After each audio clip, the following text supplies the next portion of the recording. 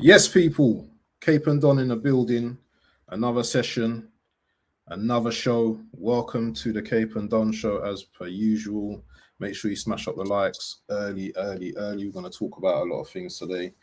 Yeah, man. Got a lot to talk about. What are you saying, Cape, man? What's going on? No, I'm good, man. Thank God, obviously just here. Happy that we got the advantage against Sporting in the first leg. Obviously, seeing the other games as well. Atletico getting the 2-0 advantage against Barcelona. Obviously, we'll get into all of that kind of stuff. But Yeah. I just asking how you were, no, bro. I'm just saying I'm happy about the football and that. But obviously, On a interesting news. personal Obviously, level, with it, like how but are you with it? I'm just locked in the Arsenal. The Arsenal is the first one. But yeah, I'm calm, man. Man was up my ends the other day, you know. I was really thinking, boy, let me just drive up and see, man, you know. But because I was at work, is a bit mad, isn't it? So, what time was you there till? Was you there till late? Or Like 12 to like 3 maybe. see, yeah, that would have been mad. That would have been because I finished at 6. But the weather was good yesterday, bro. Lovely, Proper nice, beautiful man. weather. Still proper You, hot. you catch a tan? I don't think so. I You're think I looking was. glowy a little bit though, still. That's probably the ring light that's giving me a little 1-2, man. So I was trying to. I don't think I'm looking as shiny today, but that's what you, man. I hear How you. you though? Good. Yeah, man, I'm good, man. I'm just trying to sort this light out for my camera, but you know what? It is what it is. But anyway, man, let's Let's get just into let's, it, man. let's talk about this sporting game, innit? Like, Yeah, obviously we watched it together, but I guess talking about it within the scope, because I guess we would have broken down the scope of the other games. How do you feel about that result? And obviously, I guess maybe the main talking points on that game. Obviously, how do you feel about David Raya? Obviously, man of the match. I think obviously Havertz and Martinelli will get a lot of plaudits because obviously the goal was a very good goal, but the only reason we were able to win that game was because Raya kept us in the game, and I think all season he's shown and done this similar type of things. Like, just in terms of like, obviously, if Arsenal do what we hope we're going to do this season, how important do you think having a keeper like Raya is? Obviously, seeing what he done on Tuesday. yeah. I've known Raya from the Brentford days, isn't it? You know, and I've known him to be a very good shot stopper in it. So, you know, that's one thing that his merit, and he's got world class attributes, is, you know, shot stopping. You know, these days now, you know, managers want keepers to be able to, you know, do the feet thing, do the centre back thing, you know, the sweeping thing. So, you know, Ray is a very, very good goalkeeper. And I think I saw a stat today, 15 clean sheets already this season. But don't forget the previous 2 seasons as well, where I think has he won the Golden Glove, I think, twice Yeah, in twice in a two row. Yeah. seasons, 2 seasons in a row. So you know what it is with people, yeah. They don't rate our players until we win something, in it. But we rate our players, in it. And when we talk about our players too much, then you know what? Oh, you know, they're not this class and they're not that.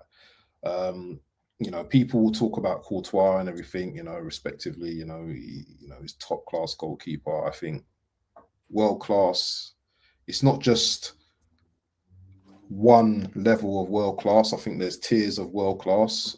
So I think Ray is definitely getting up to that position of being world class. I'm not going to say he's on the levels of the Courtois as of yet, but if you look at the tiers of world class, you've got the Courtois and stuff. Then you've got the Garcias, you know, the Reyes, you know. So you've got 3 levels of world class goalkeepers. And people can say Garcia is better than Rare and stuff like that. That's fine. You know, that's fine and stuff. But our keeper's getting better and better,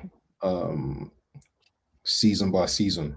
And He's definitely knocking on the door. And if we win this Premier League as well, people are looking at him a lot more differently and giving him a lot more respect as well. So he's definitely helped us in the cause this season so far. And if we get over the line, I think people need to look at Raya's season. I can look at people talk about saves during the season. So there was the one against Minte. Everyone remembers that one. There was the where he hit it off the line from Spurs as well, if people remember that. But people forget the one against Brentford when we played them at home, the Sade chance. People don't realise how hard. I don't know if it's a header or a shot. I can't remember. But he still got like a fingertip onto it and it hit the crossbar. He's done a lot of saves this season, yeah, where he's got fingertips. Look at the game yesterday. We've got fingertips and it hit the crossbar and whatever hits the post. He's a very, very good goalkeeper. You know, there's been chances where it looks like a certain goal the players score, and he's just got a fingertip to it. And he's the thing is, he doesn't just save, yeah. He also puts a strong hand on the save as well. So he's able to like palm it out of the area as well, and stuff like that. And you have to score worldies against Rare at times, yeah. Obviously, he's had his moments, but every goalkeeper, every world-class goalkeeper has their moments. No one is 100% bulletproof. But I just think we just need to give our goalkeeper a little bit more props in it. I'm not going to be here singing out world class and all of that because I don't need to. Sometimes when you're confident in something, you don't need to keep shouting about it and screaming about it. That's not my style anyway. Other people might be doing that. But I know what Rare is, yeah? And I don't need to convince people because Rare's actually doing that right now. So that's all I've got to say on Rare. No, I'll say I think he's one of the best in the world, isn't it? I think obviously I think Garcia might have the intangibles to be maybe the best keeper at some point, but hasn't done it at the highest level or at the same way like some of these other keepers has. I think Courtois obviously I think probably still is number one. I think Neuer, because of his age and the fact he's still playing at the highest level, it's crazy. But I think he's better. I think Raya's better than Alisson. Alisson's injuries, I think, have started to kill him. And I think Raya, if he wins the league, and then obviously we see what Arsenal do in the Champions League, I think he will be up there for, goalkeeper of the year. I think will be certified as one of the best. And I think he's saved Arsenal. I think that I didn't know that first half shot was a save. I'm saying we didn't know. We were just watching it thinking, okay, the guy hit the crossbar and that. And we were seeing a replay and you're seeing the fingertips, and that's crucial, man. It's crucial. You look at it and you think you can't help to think, but in the Carabao Cup final or in the FA Cup, obviously the FA Cup is a bit different because maybe the goals are easy chance, but like the Carabao Cup final for sure makes the difference. And I think when's the last time Arsenal have had a keeper that you can seriously rely on and say is like the world's best? Probably David Seaman. And that was before my time. Like someone that is so reliable, so consistent, that gives you that comfortability and surety. Like that probably gives his defenders that as well. It's a big credit to him. And obviously yesterday he was a big reason why he won the game. Obviously he got the man of the match. Obviously rightfully so. I think universally I've seen everyone's takes and everyone agrees in the same way. It's not that he doesn't make mistakes. I think because most keepers will make mistakes, but I think at the same time, his mistakes are rare and they're not like often and they're not consistent, and you can't really pick a flaw in his game that you can say teams are going to try and pick on. Like his cross claiming, world class.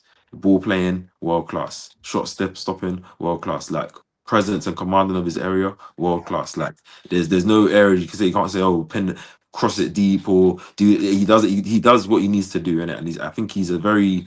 And I think also he helps the way we play. Like he plays the ball quick. He has an intensity of when he catches the ball, he wants to roll it out to someone. When he's on the ball with his feet, he's part of the play. Like I think the players trust him. He trusts the players. That I think is great. And obviously, just wanted to shout him out. Obviously, and obviously shout out Havertz and Martinelli coming on and obviously making a difference. Obviously, I guess you can give him credit for the subs. And I think there was a stat going around about our subs.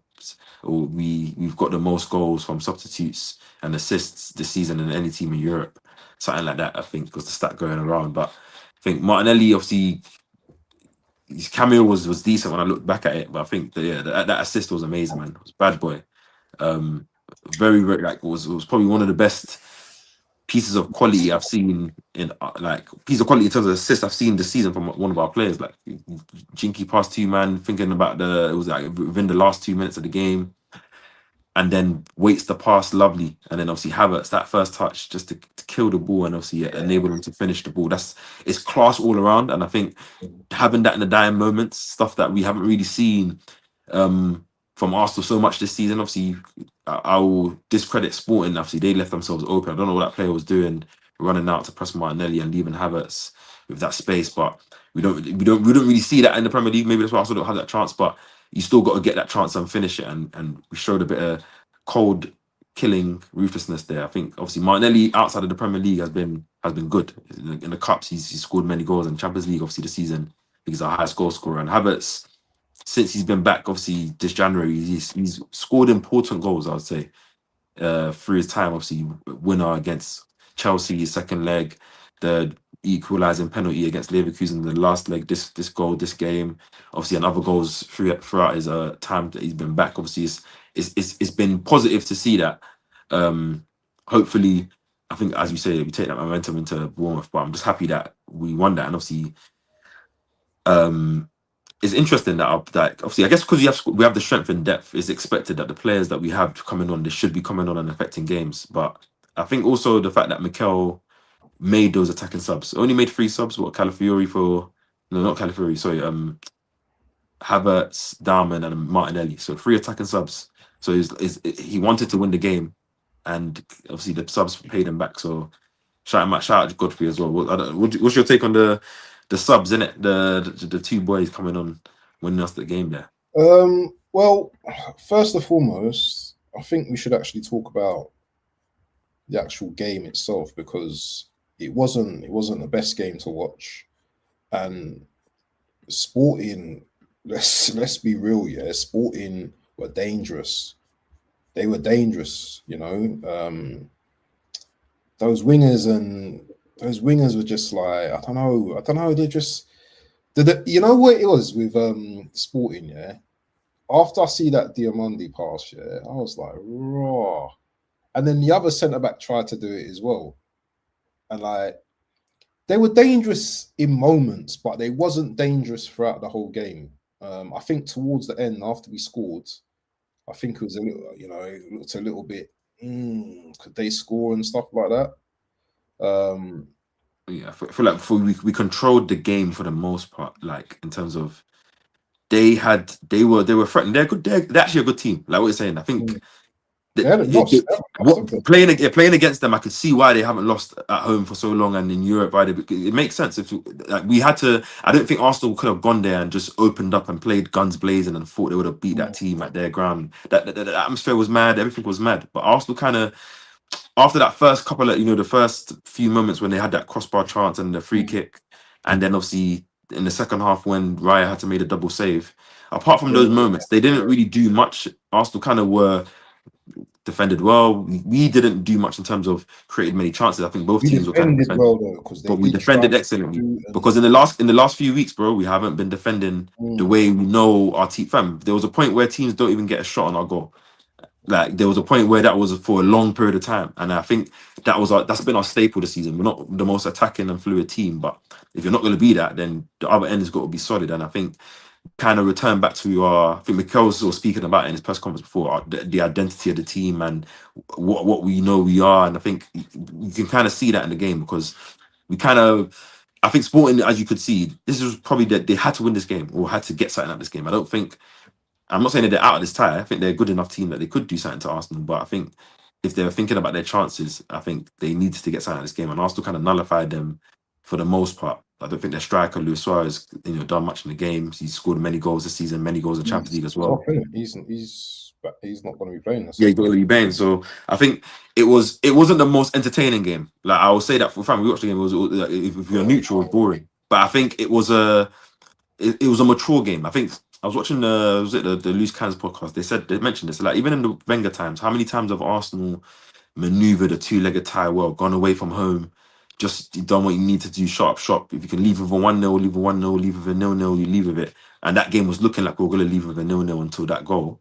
And then you go home and you handle your business. Like, but how many times Arsenal go try and play the Arsenal way and then lose 1-0 or lose 2-0 away from home, and then you have it all to do in the home leg. Like, I think it was a mature European performance, and I think necessary.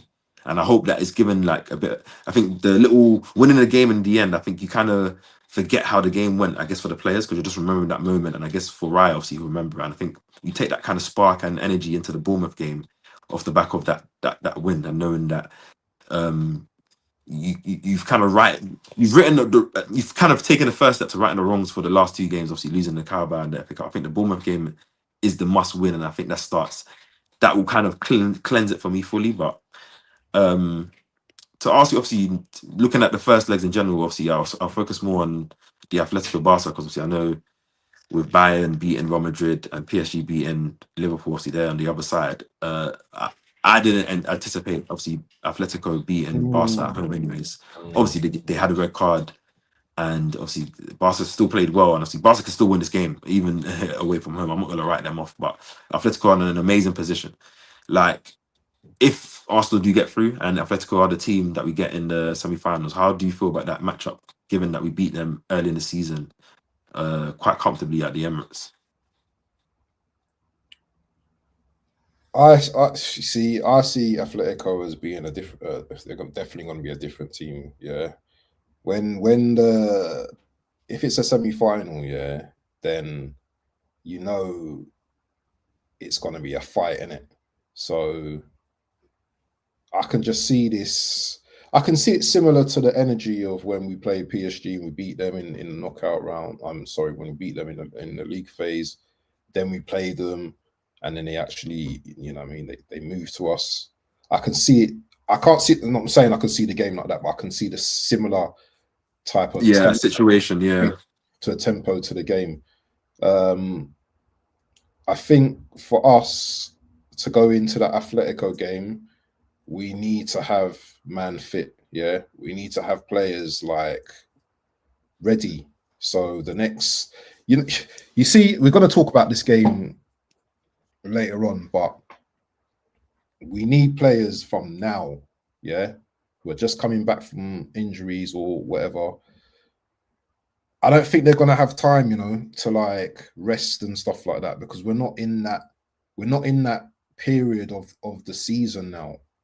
And it sounds really bad, but we have to be selfish now. Yeah. How many games are you going to rest a player now? Because we've got important games coming up.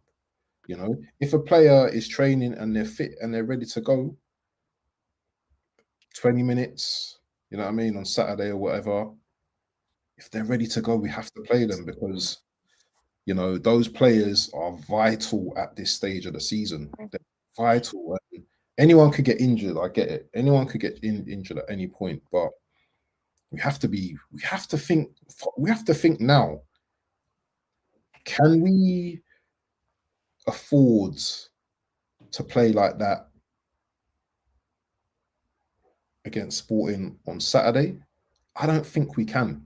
I don't think we will get away with that, because Bournemouth, I'm not saying they're as good as Sporting, but they have players as good as Sporting players. You know, they've got very talented youngsters that are not fearful. So I see this game. I see this if Atletico, because I don't think the tie's over. Barcelona could do a madness as well. You know, Barcelona are just one of them teams, isn't it? You know, Atletico, we're playing Atletico. We need to get through as well. But I'm just saying, like, if we were to get through, Atletico would be the better tie, favorable tie, yeah. But it won't be an easy tie as well, yeah. It won't be easy. And I think obviously their style will be different. I don't know who's gonna get through. Like I would want Atletico 100% if we can choose one. And obviously Julian Alvarez is a player that I want in our team. You don't want no free kicks outside our box, though. Hey, don't you remember in the Emirates game when he hit the crossbar from one kind of curl outside the box? This guy, like his ball striking is amazing, isn't it? But that's why I want him at Arsenal. But that's for summer we can get there. Speaking of the game, I would want Atletico, even though obviously I know Similar to the story with PSG last season, obviously where we played them in the group stage, beat them. They added Kvaratskhelia. Obviously now Atletico have added Ademola Lookman to their team. Obviously adds a different element to their team. Could be like a difference maker than just the team that we played obviously before. But I'll still want them. Obviously, if Barcelona play a brand of football, that's obviously I think Arsenal get a lot of chances because of that high line. I think Arsenal can overpower Barcelona, but Barcelona have the best player in the world for me, and players around the pitch and the style that I think can cause Arsenal problems. Well, I think Atletico will probably play more of a low block and counter style against Arsenal. Arsenal will be the aggressors probably in both games, and I think that should ultimately suit Arsenal more. I think in the sense of because there should be more on. I think if we're having to transition, I don't know if that suits us as much as we could, even though we have players that can do that. But we'll see who comes out of that tie. Obviously, the first legs are there. Arsenal still got to do their job. Obviously, Sporting won't be easy, like Godfrey said. It will be a different type of second leg. I think Sporting will come out and try and play. They don't have nothing to lose, and they're gonna have to try and come out and play. And I think it means Arsenal should have space and the emphasis to try and maybe potentially kill that game the way they did against Leverkusen, in it. So we'll see. But transition into Saturday, which is the main focus. Obviously, we haven't played a Premier League game since the Everton home game when Diamond got his goal and the pre-assist obviously weeks ago for that Gokras goal as well. And as you mentioned, obviously Bournemouth won't be easy. We can't and won't play the way we played against Sporting against Bournemouth because one, we're at home. Two, it's not a European tie where you're maneuvering two legs or there's no points involved. We need to make sure that we win. It's a big game this Saturday. We play 12:30, first game of the weekend. Everyone's going to be watching Arsenal. TNT Sports. We play a day before City can go 12 points above them. Obviously, before they play against Chelsea, and put pressure on them to have to win that game. And if they don't, obviously go into the game that we have against them next week is big. And I think winning that Bournemouth game, I think, is so important because off the back of losing the two games in the Carabao Cup final, losing against Southampton, you win against Sporting, you beat Bournemouth. Obviously, all the implications I just said there, you have a bit more momentum now. You go into that Sporting home game. I think you win that game anyways, but you win that game again, and then that City game on the Sunday next week now becomes 3 games on the bounce, securing a semi-final place in the Champions League, and I don't expect City to beat Chelsea, especially if we win and they have all that pressure on that game. Then you go into that City game with it being basically like a finisher if you was to win, even though it wouldn't mathematically be done. I think that's why this game for me is so important because if you don't beat Bournemouth, draw or loss, I think you put all the pressure back onto yourselves. Obviously, give City an opening. If City then beat Chelsea, obviously City can have a week to rest. We still got to maneuver that Sporting game, and they can rest and really put themselves for that game against us next week with still a game in hand that they will have. So it's a big game for me, I think. I don't know about you, obviously, before we get into like lineups and what we want to see. How do you feel about this game, this Bournemouth game on Saturday, man? This game is massive.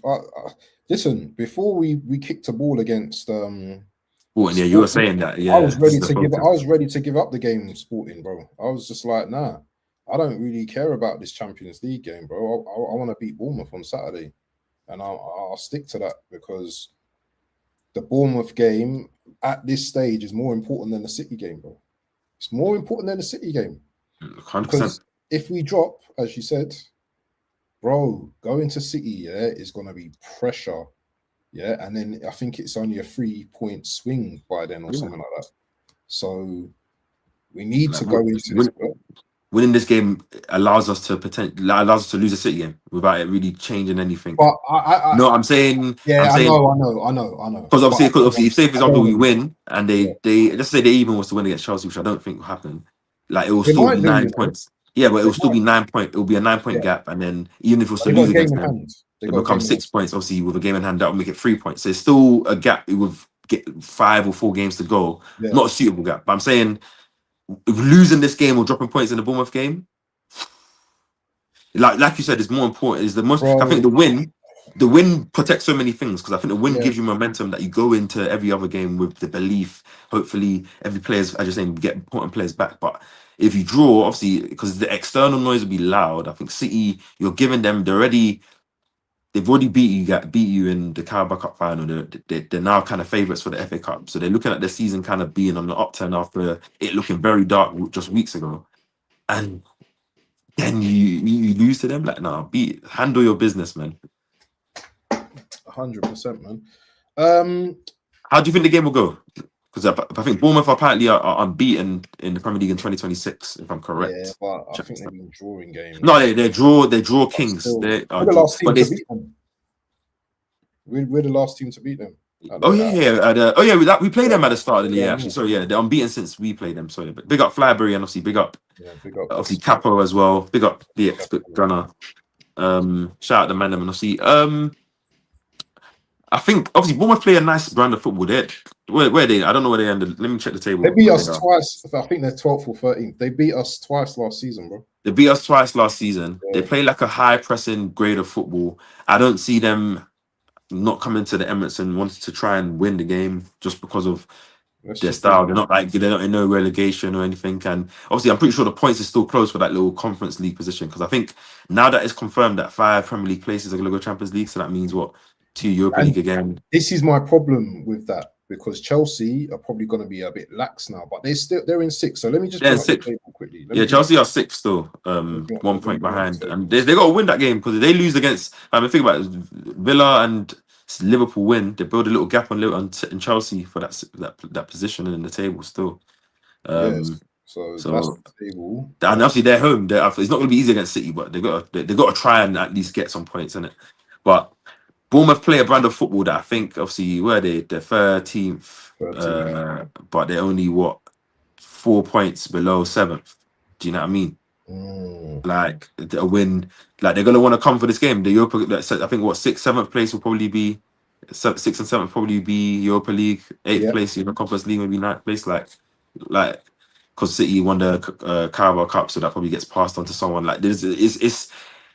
I think they will come out to play, and I think Arsenal being the home team, we're gonna expect us to be dominant on the ball, to us to go and attack. And given the game, we need to win. So it's not no play the margins. It's go and win that game, and the game should be suitable for us to go and win the game. Obviously, how many draws they've got, man? They draw a lot of games. They'll beat because they're a good team. They play attacking good brand of football. They go down in a lot of games. They come back. They don't, because of the way that they're open, innit? The games end in a lot of 2-2s and 1-1s. Well, I mean, so Arsenal got to play to what the game's going to be in it. Obviously, we'll see who we have available and what we start and how it looks like. But I think we got to go there and try and blitz them, because the space will be there. And I think the way that we play has to be like that. I think I can understand us playing a bit more slow and lethargic in the Champions League, managing a tie. But in this Premier League, especially this game, and given the fact that we've been knocked out the Carabao Cup, FA Cup, you need to make sure you put both hands on the trophy. We'll try and put both hands on the trophy, and the only way to do that is win your games. So I think we should capitalize on the open space and high press that Bournemouth will do, man-to-man press. That's how they play. That's how they play. But it's not going to be easy. But there's no excuses about it not being easy. No game in the Premier is easy. So anyway, these man got some danger man to look out for. So let me just go to their book. Listen, we're gonna do some analysis today, bro. Yeah? Let's look at some of their players. Yeah, so I'm just gonna go to the Bournemouth players. Big up to everyone in the chat as well. Make sure you smash the like. I know you enjoy these shows, so make sure you send some love. We got some good players too. Evan Nilsson. Oh no, hold on. That's my boy. Calm yourself down, bro. Hold on. Let's just have a kind of like. So there's their players, okay. So you've got, okay. So bro, I don't know who that brother. Who's that? Who's Fraser Forster looking old? Dread. Look at him. He's old. Like unks, isn't it? He's old. But Petrovic will be in goal, innit? We all know Petrovic, innit? Petrovic. Actually, I don't. Yeah, I think it'd be Petrovic in goal. So they got, Mark Senensi probably start as well. I wonder if Smith starts. I don't think so. So it'd be Truffert, innit? Truffert? Probably.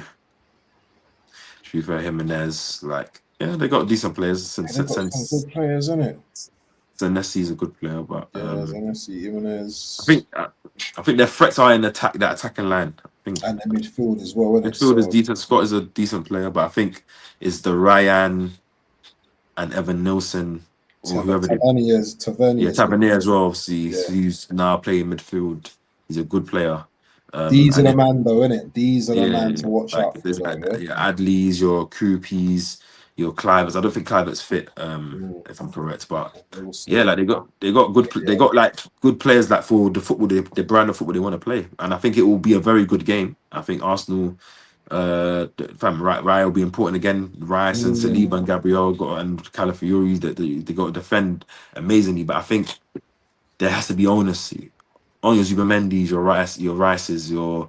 But we're gonna go to whoever's in the team. They need to make sure that they carry that, because there's going to be space to play. There's going to be opportunities to play football. And there's more. There's emphasis on us. There's no. I shouldn't be seeing what's it called? Bournemouth dominating possession at Emirates for large periods of the game. Like, do you know what I mean? We need to win this game. So we need to dominate and squeeze. Obviously, shout out Therapy the dog. Yeah, win the dog, man.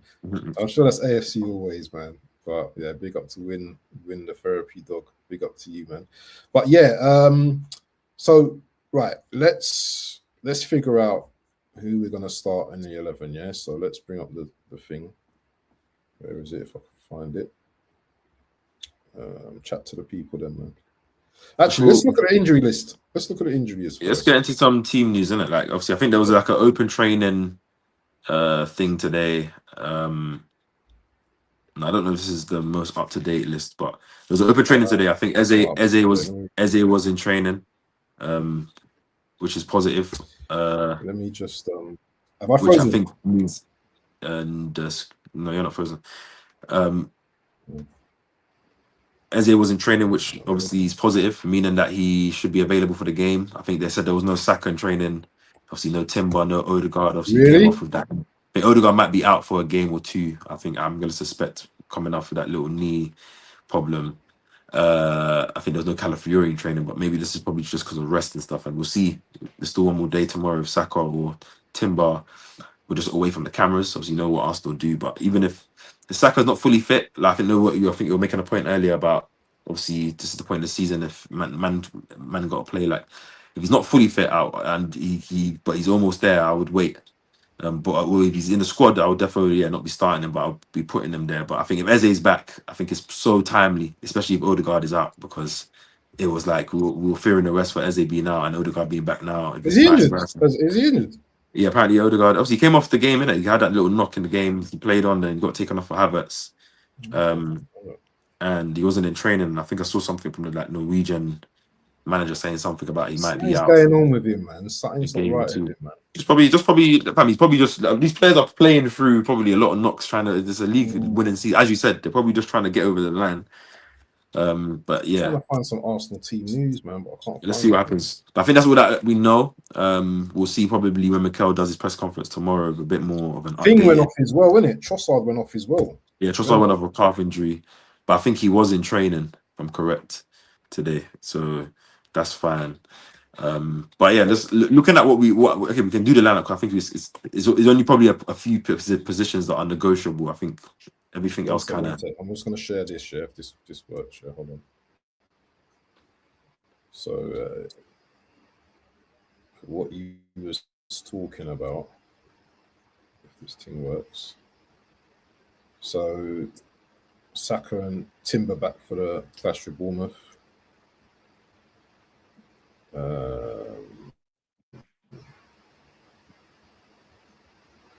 Anything else on here?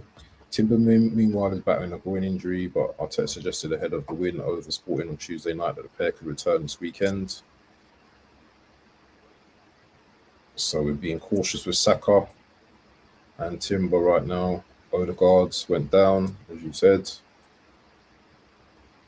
Did not appear to be a serious issue, but his absence would be a major blow with Eze yet to return to fitness. But Eze is back. Mascara's options to come in at right back to help manage Ben White's workload. So these are the doubts. Predicted at Arsenal 11. This is the predicted Arsenal 11. Is it even worth us even? Might as well just like. No. I think for me, Hmm? I think Ben White will play and Mascara won't start. And I think probably Havertz. I don't know if Havertz starts from the Gokeres. I wouldn't be surprised, or it wouldn't make it. It wouldn't really phase me. But I think maybe Gokeres has a shirt, but we'll see. Maybe I think if Odegaard isn't playing, then maybe you might see a Havertz and then Gokeres. If Eze is fit enough to start, then I can't lie. I'm sliding Eze back into that 10 position. No Lele. This is a must-win game, and if he's able to start, it will start. I can't lie to you. If there's no Saka, I'm not against starting Darman. It's not that I wouldn't even start Madueke because I like Madueke. I've been about for him all the time, and I think he's been good, and I think he's been good. Obviously, a bit wasteful in the final third, but I think he's been positive, and obviously he's the more senior player. He's So just it's not. kind of a sub, innit? It's kind of mad to say not starting the £50 million player that we bought for these situations when Saka isn't playing, but the Diamond guy, if he's too good, bro. Like, and it's like if he's there's no Saka, and it's like, I could choose one, I'll probably choose him. Do you know what I mean, to start anyways. But yeah, I think Eze being back is positive. If he can get another day of training and he's able to start, I'll start him because he hasn't been out for that long. That is a thing where you can't play him in it. But I don't know. What about you? What changes would you make to that team? Knowing that Eze is back as well. You start Ben White or you keep putting Mascara out right back?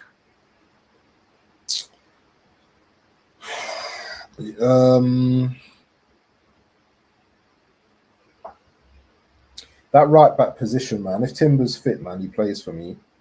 I know it says doubts, yeah, but how many games has Timber missed so far? Yeah. 2 or 3? I don't. He's missed. No, he's missed. He's been out for since the Everton game.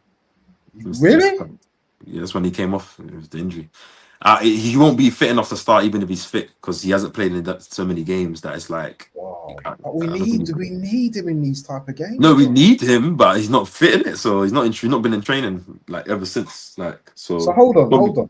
So if he's not fit this week, how's he gonna just start next week against? No, but he might. I think him and Saka are one of those ones where they're probably close to full fitness or fit enough where you're gonna. But it's like, do you want to rush them back when they're not there, and then maybe they now play a game knowing that every game is a must-win, the intensity, and then they now make themselves more injured, or do you just wait another game and then they're just fully ready now? Because I think they probably definitely will be in the squad for the Sporting home game because you're gonna need to get some runs. Yeah. But I think if they're not fit this game, you don't start them. But if they're fit to be in the squad, I think you put them on the bench for sure. Get some minutes into their legs. But I think Ben White starts for me because we. Did he play a full 90, Ben White? Probably, yeah, he did, yeah. But he's been playing a lot of football. But Timber's been doing the same when Ben White's been out, and I think there's a reason why. I guess there were. Remember when Ben White has been kind of fit for a little while, but there was time where Mikel was not using him at all when Timber was playing. And I think this is why because who's going to be playing? No. For them, I think either is it Adley or something. He's techie, isn't it? Adley, yeah, they got 2 good wingers still, Adley and Ryan. But I think I'll start White and I'll probably start Madueke. I don't need to push a diamond train, but I'll definitely start. I'll definitely start Eze if he can start. If he can't start, then obviously Havertz and Gokeres will be the change. I don't think Odegaard will be in the team. Yeah, I think swap out Odegaard for Eze, Martinelli. And would you change Havertz for Gokeres, or you'll be starting Havertz? Oh yeah, no, Gokeres is starting, man. Gokeres is definitely starting. I could start Havertz. And yeah, I'll probably start with Madueke then. Not because I don't love that. Oh, would you start Martinelli as well, or Trossard? If Trossard's fit. Well, Trossard looked like he came off with an injury, bro. I know it didn't look serious, but it was in. I think it was in training today, though. They did a little open training. Oh, it was in training, yeah. Yeah. Martinelli's just one of them guys, and he comes off the bench, though, isn't it? But in Europe, he does it. But in the Premier League, he's not doing it. It's so difficult to choose a team, bro. Yeah, I think there's not much. The same thing with the Havertz, Gokeres, Martinelli, Trossard, whoever, man. Like at that point, like none of them are shooting up anything else. But I think if Trossard is injured, I don't mind Martinelli. In fact, you know what? Martinelli can start for me still. I think it'll be an open game. But if we start Madueke and Gokeres, then I would go for Trossard. I think you need So one of let's them. do the 11. Let's do the 11 then. So Raya in goal, White, White, Saliba, Saliba, Gabriel, Gabriel, Calafiori, Calafiori, Zubimendi, ZB Rice, Rice, Madueke, Eze, Gokeres, and Operas, Trossard. and so you're not going. Hold on. I think when you start Madueke and Gokeres, I think they're more like erratic, running behind type players, Yeah, innit? yeah, yeah, So yeah, yeah. having That's that what Trossard, even though Trossard is frustrating you time, I need a think you need balance more in of it. that You need some balance. technical security in it. If we had a Yeah, Saka, for instance, or we're playing a Darwin on the right, then yeah. maybe You need a I don't mind a rotation. Martinelli on the left because then you have a bit more of that pace. But either way, the team should be strong enough to win. But whatever the strongest team looks like that's available. Let's just say that if everyone is fit, then you Saka and Timber come in, Eze comes in, all that stuff. And if not, but we'll see what happens anyways. Either way, a win is a must. That's just it. One sec, What's I'll be back in a bit. Just keep yeah, chatting. no, I'll be back in a what's bit. Make sure you're hitting the like button, yeah. If you haven't One sec, already, I'll be back in a let's sec. smash the like button. One sec, one sec. No, you can take the thing off the screen, but yeah, I'm confident that we're gonna win this game. I'll say that to you guys for free. I'm confident that Arsenal are gonna perform. I think we know what is definitive for our season, which is the Premier League. So we need to win this game. It's not going to be easy on 12:30, but I think playing Tuesday, Saturday, getting enough rest. If you can get some players back as well, hopefully, fingers crossed, Saka, Timber are at least in the squad. Eze seems to be that he'll be there. I can't lie, we need to go win this game. Bournemouth won't be easy, but they play a brand of football, man-to-man press, high press, a lot of space. I don't think they have mad physical players, in midfield and stuff that I think Arsenal can dominate. Now, Zubimendi, Rice, Eze, if you do play, I know Madueke will bring a level of intent and intensity and directness. I need quality going forward, man, and some level of risk. Obviously, we break the lines, play central, play it forward quickly, make some good runs into the box, take shots where you can, and try and win this game, man. Because I think there will be enough space to do that. But also defend where you need to, because Bournemouth are a good team.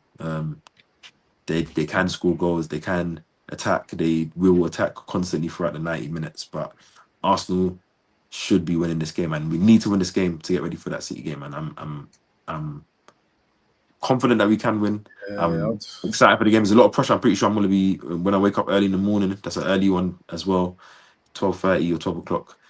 I need to make sure that we're by the end of that early afternoon that we've got that 3 points and I can relax, because that's all that matters, man. I want it to be a game that we play like a team that says we're taking this championship. Not a. I'll take a 1-0 win, even if it's the last minute. But I want us to go win that game comfortably through the 90 minutes. What's your score predictions for this game? Oh yeah.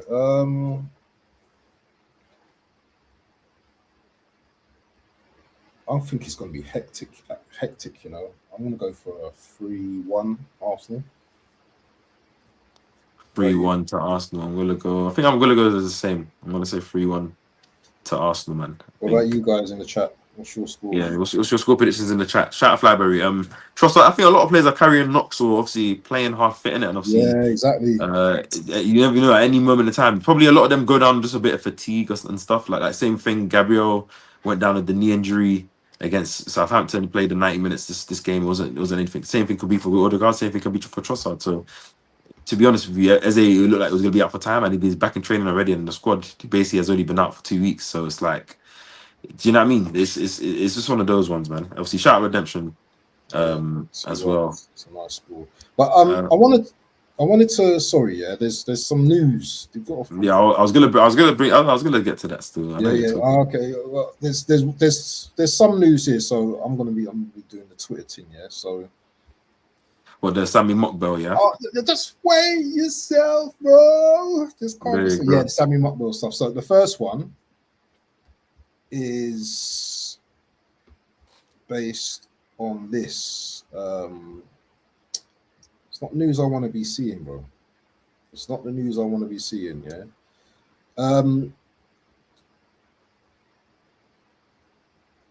Do you know what? Let me hear what you got to say about this, because am I still here? Am I still here? Yeah. So my screen's moving mad, you know. What's going on? Oh God, what's my screen doing, bro? Can you still see me? Yeah. Can you see me? Yeah. Oh. So news of Sammy Muckbell reported that. Sorry, my screen's moving mad. Yeah. Sammy Muckbell has reported that these two could be sold. What the fuck is going on? I want to know what you got to say about this, because I'll have my piece after this. But what's your thoughts on this, man? So I'll analyze it from both angles. I'll analyze it from my own personal angle. I don't ever want to see Miles Lewis-Skelly or Ethan Nwaneri leave Arsenal. One, because obviously they are Hale, and two, I think they're very, very amazing talents. Profiles that one, I don't think we have in our team. In Miles, obviously a ball carrier, line breaker, strong player, intelligent player, you know, pockets player as well. Ethan, similar thing, but obviously great finisher of the football, great ball carrier, creative player, great pockets player as well, an intelligent player. The fact that like they've kind of come into our team when we've been the level that we're at, and they've hung, especially last season when we had our darkest times. They were both the shining lights in that season. I don't want them to go. I think obviously, yes, Arsenal are Premier League champions elect, and maybe hopefully Champions League champions elect, but it, and you know there's going to be competition for places. Doesn't mean that obviously, but you want these type of players that you know that are definitely going to have long careers and be playing at the top level to be there, innit? But and that's my personal level. I don't want that. I think we can assess the squad and manage the squad in a way that I think they can have like a pivotal role if we kind of assess. There has to be a lot of movement, but I think they can. Like I think Miles can be a second choice left centre mid, and I think Ethan can be a second choice 10 or third choice centre forward. But if we're looking at it from the club, obviously Arsenal have to make sales this summer, innit? Like they have to spend 300, I don't know, 200 something million last season. We're gonna hope that we spend something like that again this season to upgrade our attacking line and other areas. But they're gonna have to make sales. And if you look at like who Arsenal really are gonna sell, like okay, Kepa, Norgard, Jesus, Trossard, maybe Martinelli. The four names before that, I don't think really generate any much money. I think if you there's a question on it. I think they said that. I saw reports today saying that they're going to question if they're going to sell Martinelli if he's willing to be a squad player. Then they would extend his deal because obviously reliable player. So that's the question there. But these guys probably will be the representation of the most money that you can make, because obviously the whole academy thing, pure profit. I think you can definitely ask for more than, I think, what does it say, 100 combined 100 million. That's what, 50 million each. I think you can get 60, 70 million for both minimum. I think given their age, given their talent, the fact that Miles already played for England, the fact that Ethan's already now got some European experience as well. And it would be sad, but I would understand. I just wouldn't accept selling to any rivals. That's if they're gonna do it, it has to be at the price, because at the end of the day, there's gonna be players that have to be sold, but it can't be to rivals. I think if I don't think both would leave though. I think Ethan will probably be the one that goes, because if I'm just looking at his position, he's a 10, and you've got what Eze in there, you got Odegaard in there, you got Max who's emerging. Who, let's be just honest, Max is better than Ethan. And you still got a player like Saka and all these guys that can play interior. Miles maybe has a bit less competition in the centre mid position, so maybe there's a bit more value there. But Ethan can generate a lot of money. So if I'm looking at it from the club standpoint, I can understand why they will do it. If you're going to sell, there has to be a price, because I've seen other players for other clubs, you know, academy players that they've sold, or pivotal players that have gone for serious money. So Arsenal shouldn't be getting fleeced if they're going to do it. But I don't want to be seeing Ethan kitting up for Man United, or Miles kitting up for Chelsea or something like that. Do you know what I mean? That would piss me off. But that's what I have to say. What's your opinion? So I've heard like most of what you've got to say, and I'll say my point in a minute. So I'm going to give you two scenarios, okay?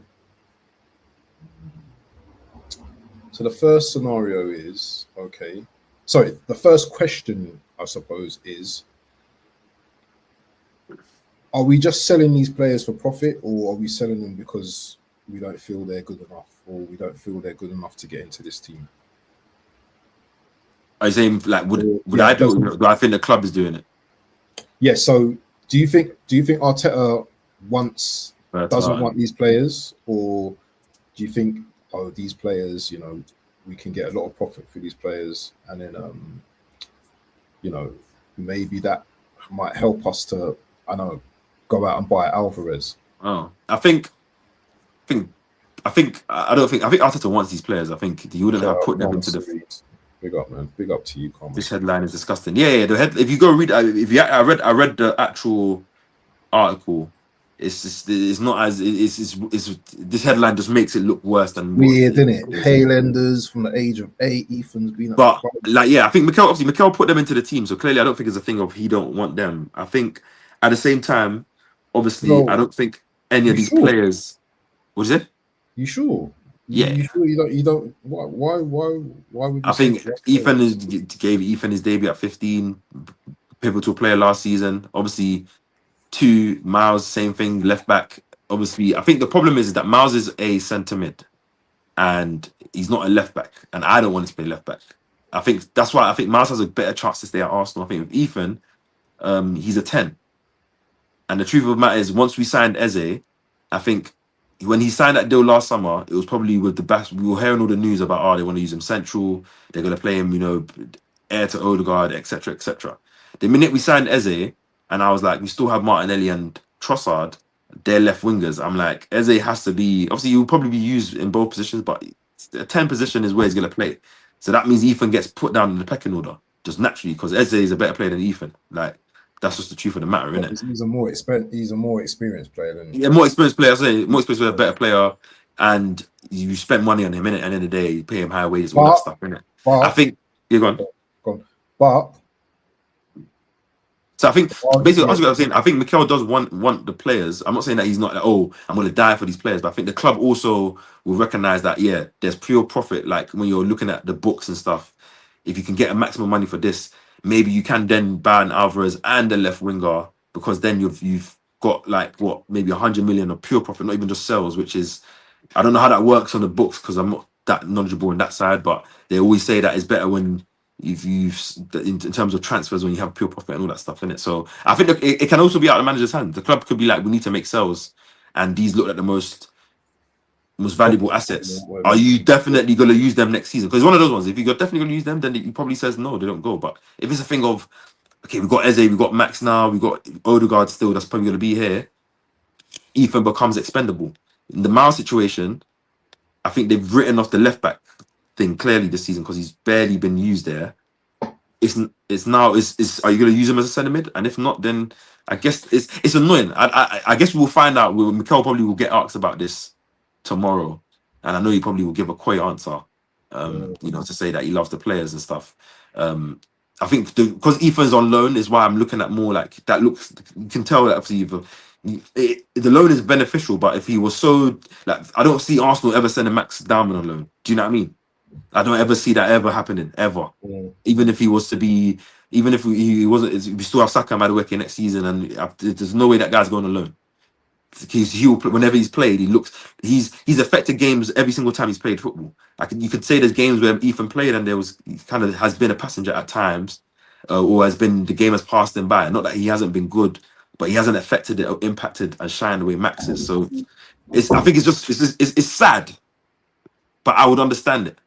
That's what I'm saying. Like, but I don't want it though. Like, if I'm the guy in Arsenal, I'm not selling them.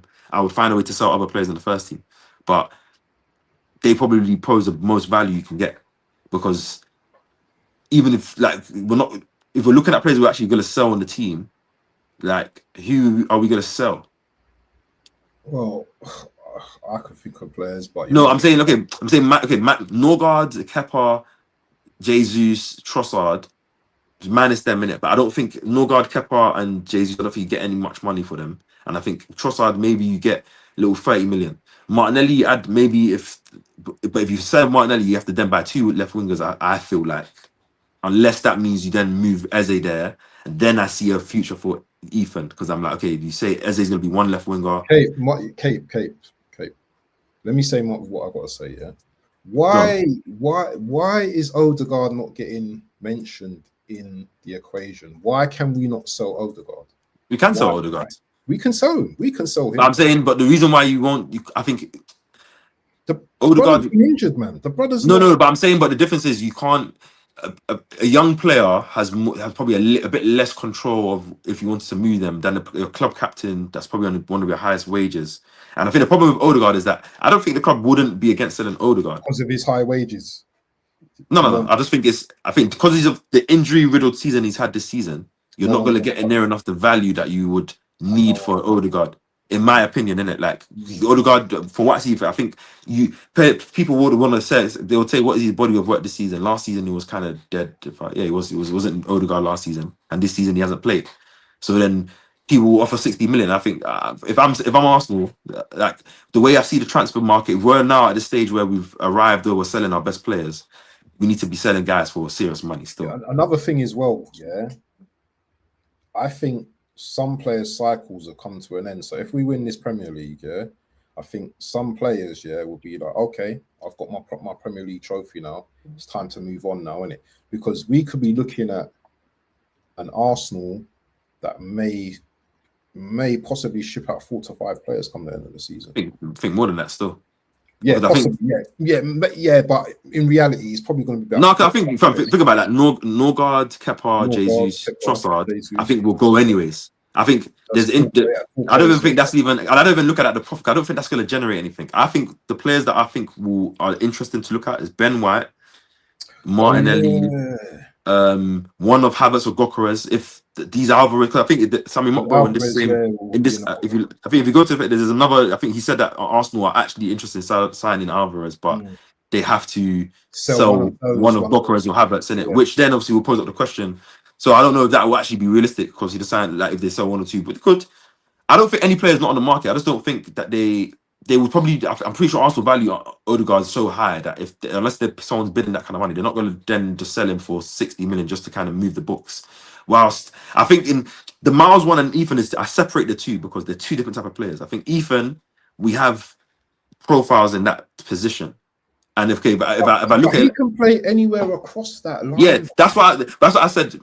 Remember the first thing I said? I said if it was down to me, I'm reassessing the whole squad. I'm gonna change the squad where I would personally move Eze to left wing, and I would sign a left winger to start, and I would make Eze like the second choice or rotation left wing, like the same way you have around the pitch.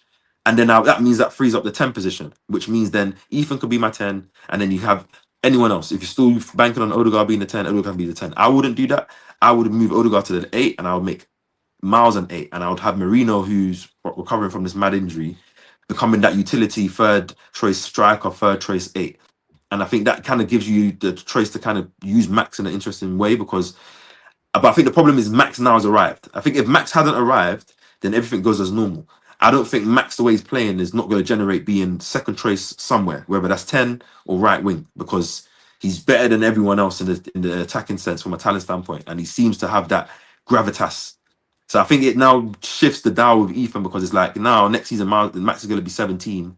He definitely is going to break into the first team, whether that's at a 10 or the right wing. That's one of Ethan's positions. Ethan is not going to start striker in front of Gokeres if he stays or Havertz if he stays, isn't it? I agree with Flybury here on this. Yeah, I love Eze in the centre mid. I think Eze should.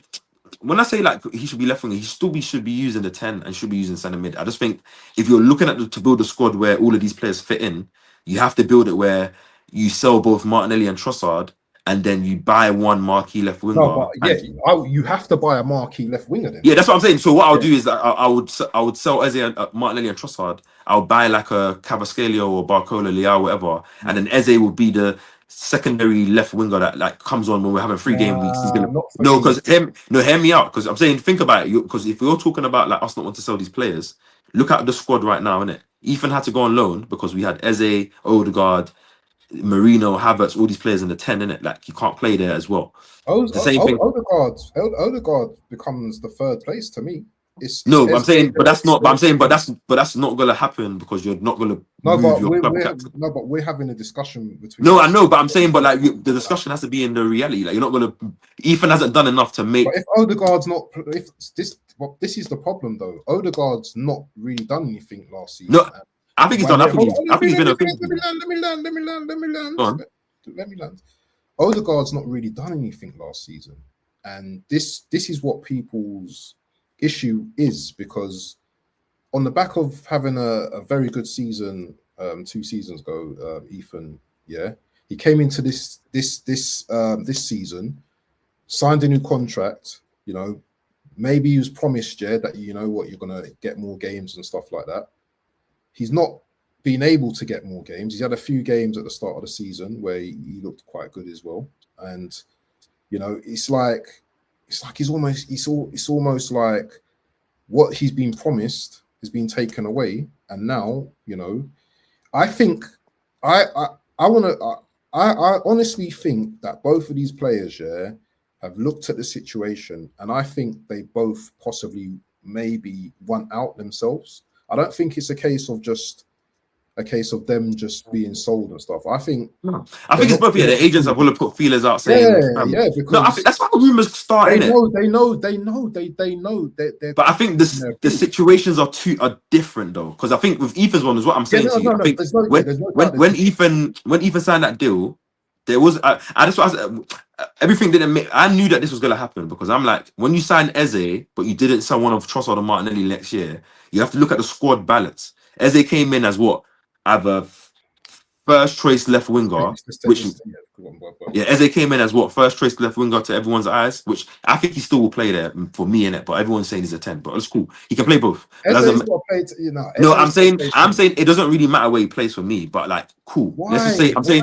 but because I'm saying if you're building a squad, the reason why we're in this situation is because the squad wasn't built with sense. Because I'm saying, for example, now we've both seen that Martinelli and Trossard aren't good enough this season.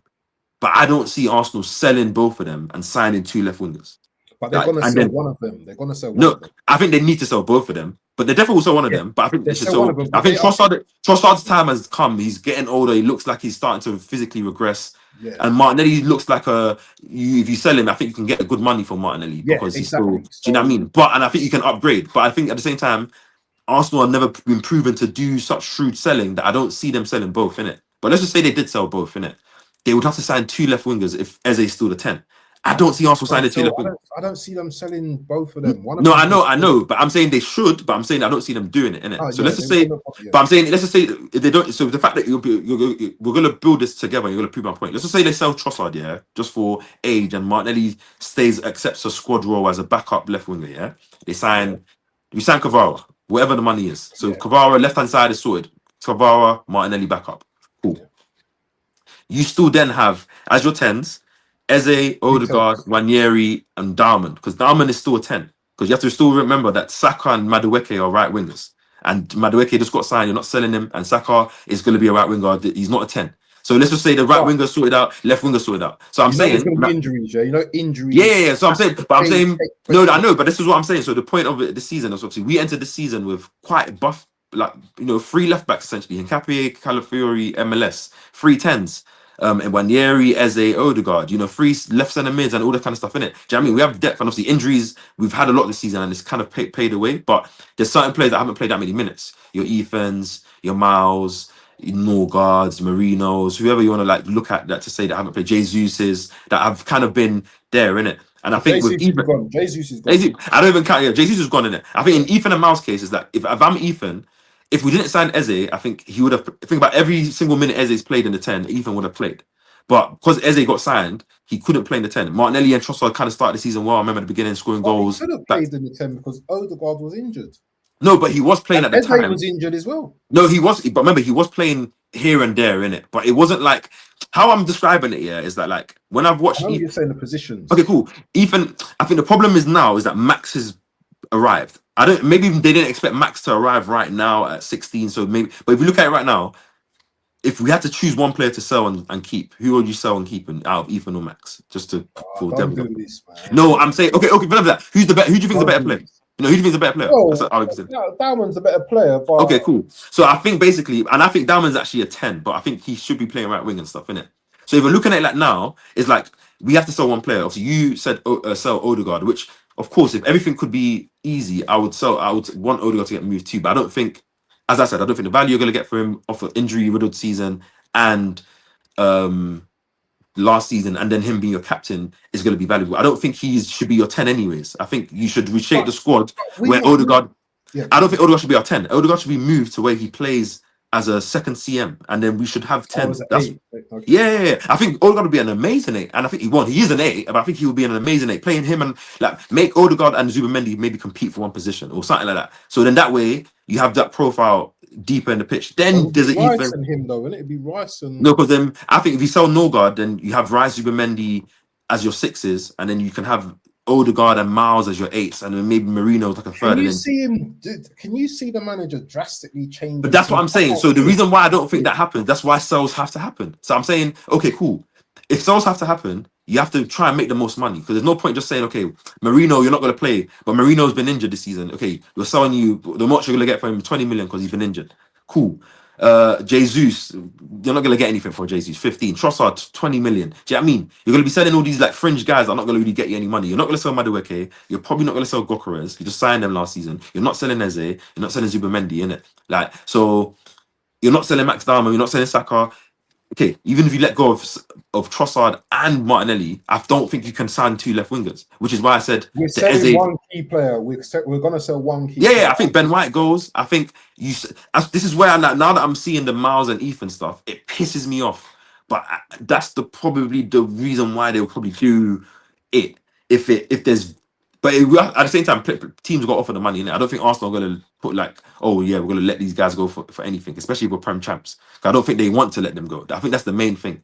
So it goes to your point about like maybe their agents and obviously them themselves. I think Ethan is gonna, if he feels that I was promised to play the 10 and now I've been on loan. Now Eze's been playing mad. Now you're seeing the emergence of Max, and Max has been used both in 10 and right wing. It's not like he's just played right wing like Ethan last season and he didn't touch 10. Remember, Ethan didn't touch 10 last season once. He was right wing only. It's only this season. I was batting it up on the right wing. No, yeah, of course. But I think now, but Max is batted up in the right wings, batted up in the 10. Like he played 10 for the majority of that game against Southampton, and so it's looking. I think like now he's going in. Yeah, I think so. Then that's where I think the Miles one for me is the why I'll be upset. I think see Ethan going Chelsea or something like that. And I can see Ethan going anywhere still. He's that kind of player, isn't it? Like I think if Arsenal are gonna end up selling to one of those type of teams, which I don't want to, but it can happen because those are the type of teams that will have the money. Then you put a tax amount up on my bread, 75 million. Boom. Take it or leave it. This guy's signed a 5-year deal. We don't have to sell him. He's a young player. He's only 18. If I'm what, we can just he can still be our second choice. We would love to keep him. It's not. Do you know what I mean, Arsenal on the driving seat now for the first time in our lives. But we're not just selling. We're not selling. Talking like this though. We're not selling. We're not. But this is what I'm saying because we're not used to it. Because normally we either sell players when they're in their final year and they're a good player, but it's like, oh, now you either have to sell or you're gonna let them go for free, or you're selling guys that are crap. They're like, you need to get out of it.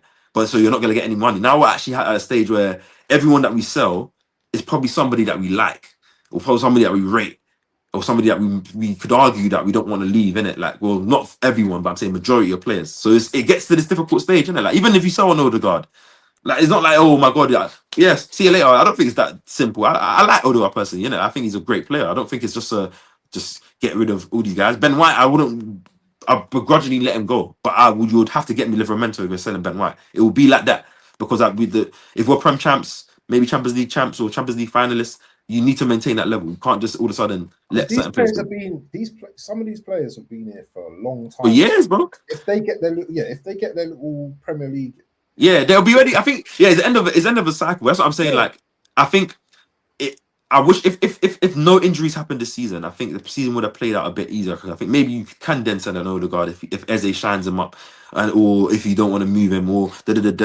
or who knows, isn't it? Like if Lewis Skelly could have played left back, but I think if I'm Lewis Skelly, I would want to play centre mid. Like I don't want to be a 8 mid in the nows where I'm a centre mid being used fullback and then eventually I get broken.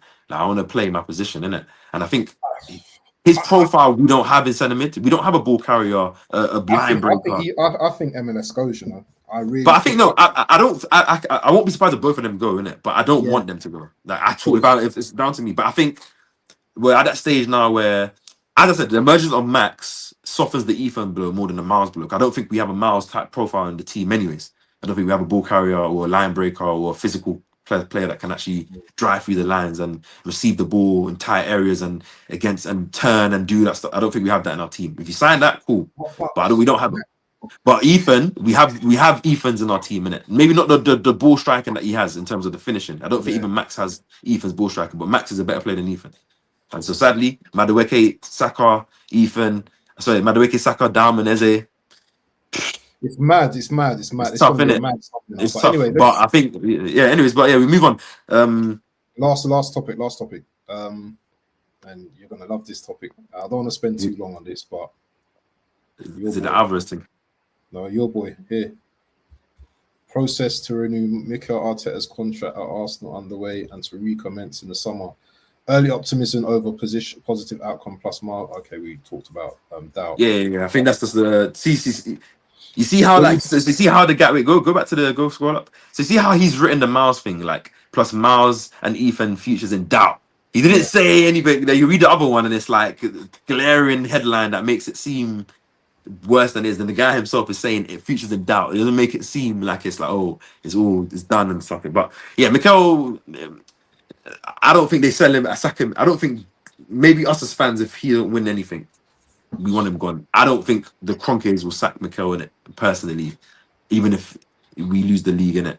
No, but I don't know. I don't think he's gonna go, but I've been quite. I think if he goes, it should be in it. Like I think if he leaves, if he doesn't leave, I think he should leave himself. I should say that if maybe that should be a thing of I've taken the team as far as I can, but I think more than likely we're gonna win the league, and I'm not putting no negativity in the air. So if what should happen, of course he should be getting a new deal because he should be bringing us home. And obviously with the Champions League is always Champions League is like a, what do you call it? What do I call it this season? It's like a wild card this season because I kind of expect the league to be won, especially if we win against Bournemouth, isn't it? But if it's say for instance, yeah, like we get to the final, we beat Atletico, we get Atletico. I can't lie, I'm confident we can beat Atletico, and within the final, of course, it's a PSG or Bayern that becomes difficult. But do you know what I mean? Then it becomes. I mean, anyways, we're getting there. Obviously, this is the rumor that I love, but obviously, I know who you would want to let go if we have to get this guy. For sure, I know you would want Kai Havertz to be sold.